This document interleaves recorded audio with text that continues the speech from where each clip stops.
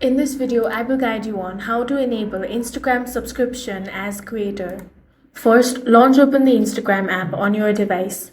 Before getting started, make sure your account meets Instagram's eligibility requirement.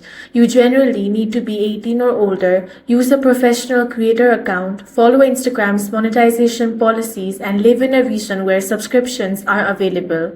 Eligibility requirement can change and Instagram may make the feature available only to certain accounts. Now, you want to tap on the profile icon at the bottom right corner of your screen. Next, tap on the professional dashboard underneath your profile information.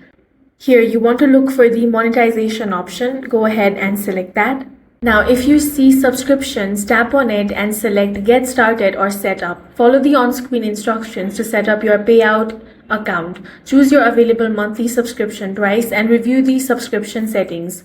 Once everything is configured, follow the prompts to publish or activate your Instagram subscription. If you don't see these subscription options, it may not be available for your account yet. This can depend on your region, account eligibility, rollout status, or Instagram's current requirement. That's all for this video. If you found it useful, make sure to hit the like button and subscribe for more videos like this.